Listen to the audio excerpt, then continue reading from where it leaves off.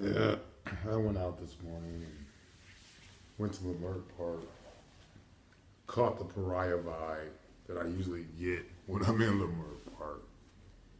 And it's like, it really is like, it's subjective.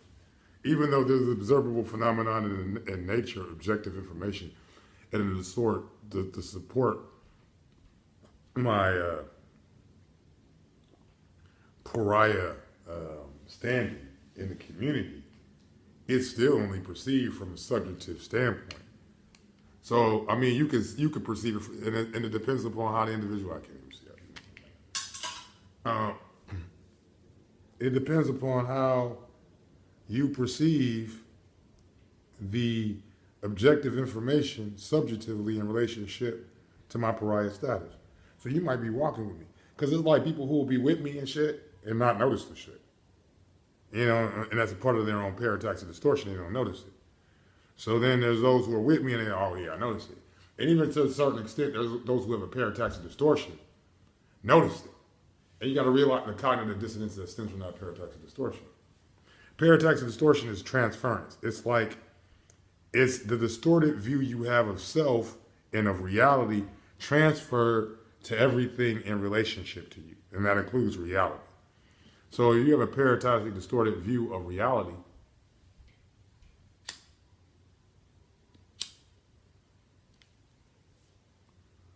and that's what you have. It's a cigar. I shouldn't be smoking in the house, but she ain't here, so fuck it. This is the last part of the cigar anyway. I got another old one that's going in my pocket. I got a cigar in the freezer now.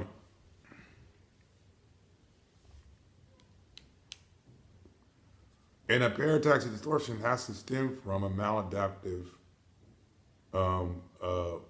not just behavioral patterns, but maladaptive behavioral patterns are traits derived from that too, but a maladaptive perspective of reality in relationship to your epistemology. Is it a pseudo-epistemology or is it an authentic epistemology? And that determines on how realistically you view or objectively you view reality. Most of us view reality from a subjective point of view or an intersubjective point of view. We've been inducted into a view of reality that has no basis in the objective reality.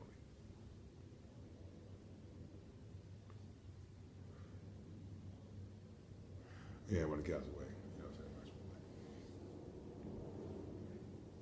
what I'm saying? Yeah, so have no actual objective or observable phenomenon in nature to support it as an objective truth. White supremacy is one of those things. That somehow the psychological and physiological characteristics of Europeans are somehow superior to those of black folks. There is no, that's an intersubjective agreement that you've been inducted into. You know, fucking gender roles is an intersubjective agreement. Women are supposed to stay home and cook, and men are supposed to go out and work. And it's been that way since, you know, I watched fucking 70 Show. I've been fucking binging on 70 Show. And like when they talk to their women, they're always like, "It's been this way since the Cape." That's not the case. See, that's that's part of the intersubjective agreement where you've been inducted into this belief system that this is always how things have been. Men used to wear makeup. You know what I'm saying? Makeup was invented for men.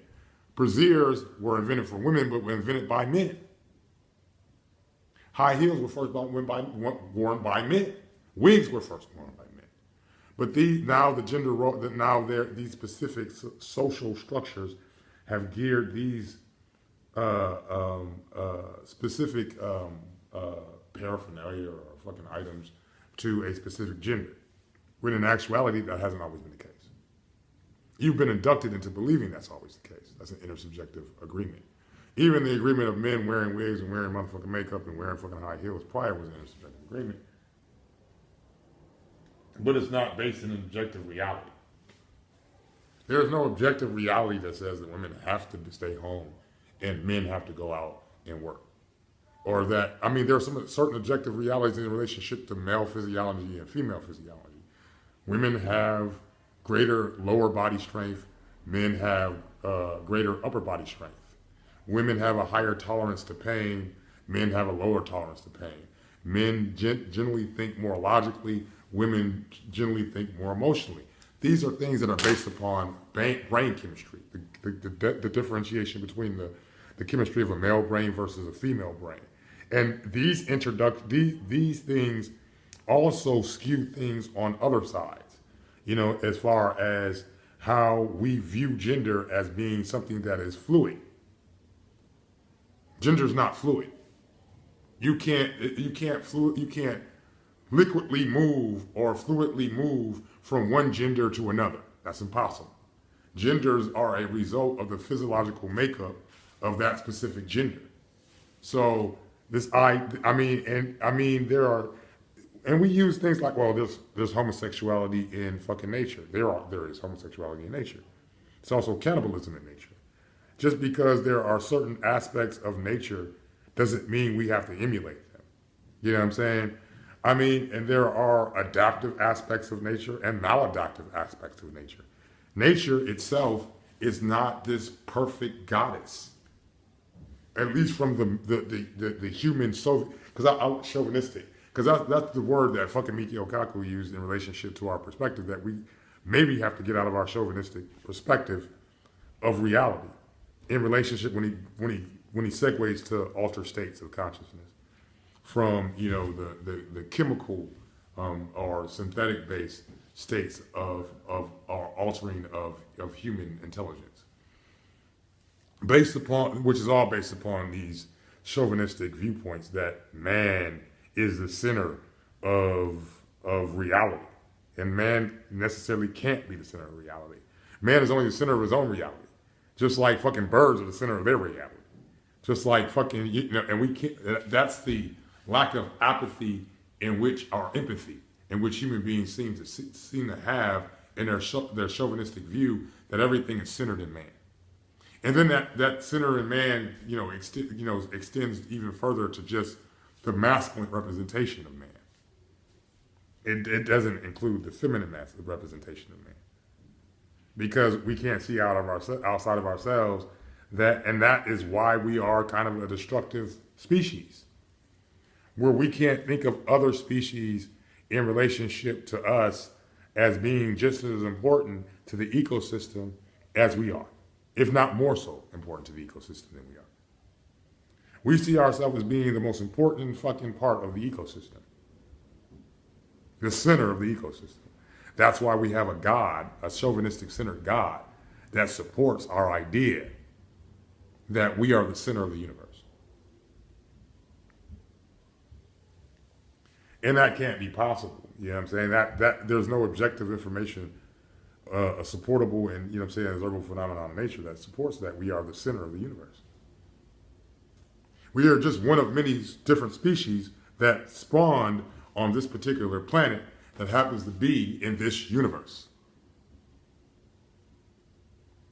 And there's a certain level of biological imperative that makes us have to see ourselves as the center of the universe in order to self-preserve ourselves as a species. Yes, these are my theories.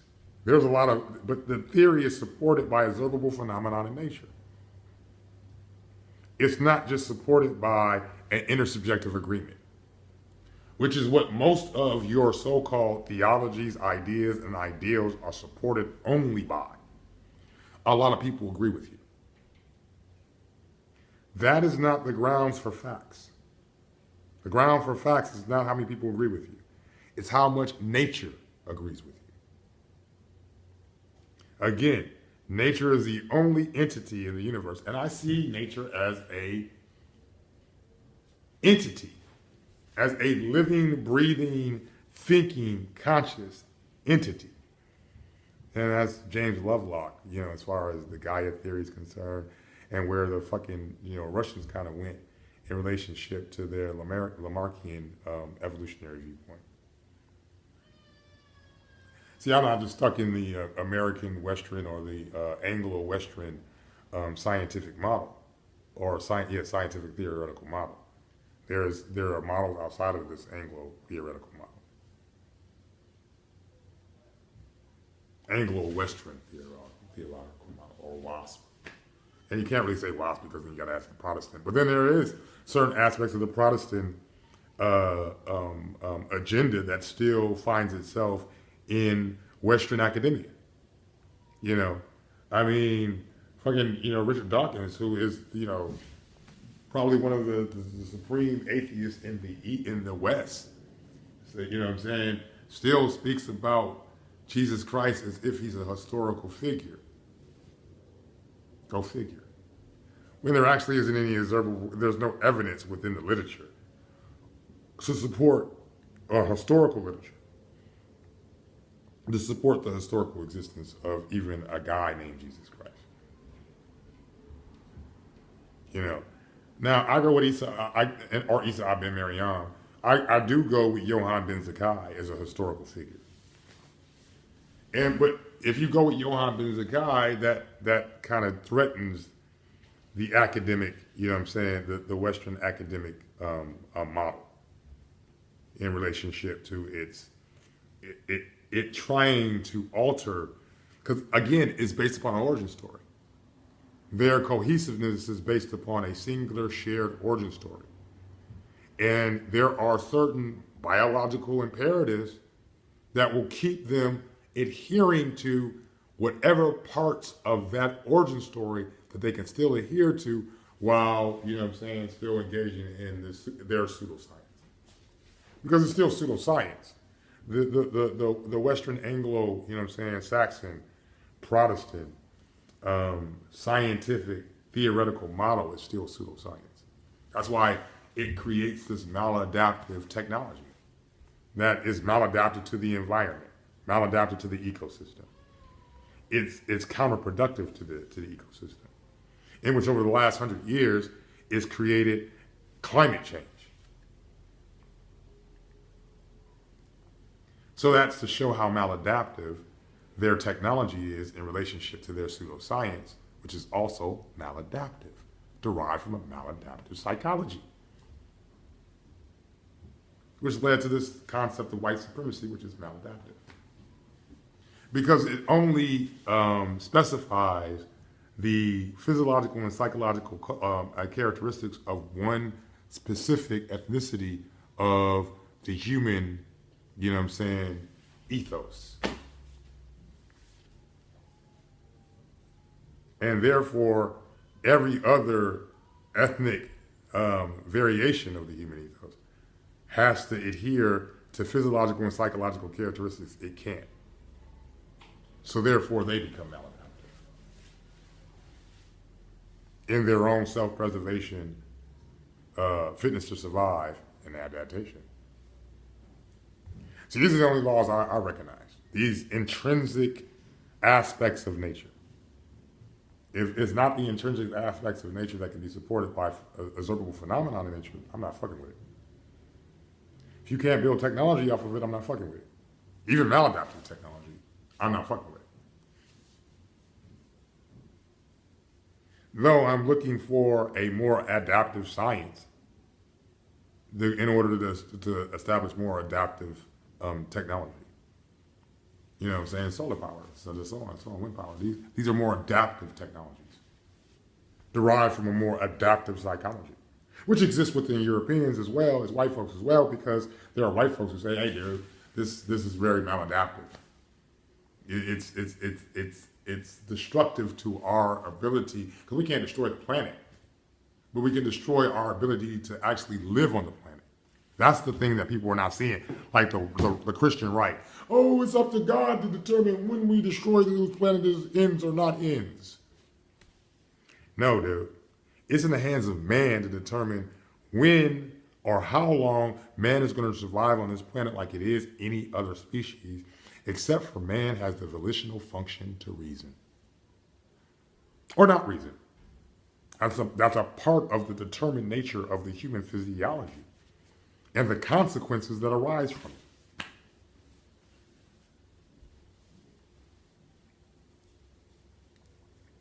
So, I always feel like I gotta fucking say shit. Because, again, for evil to prevail, good men have to sit back and do nothing. And I mean, I'm just using that good and evil, because there really is no good and evil. There is right and wrong.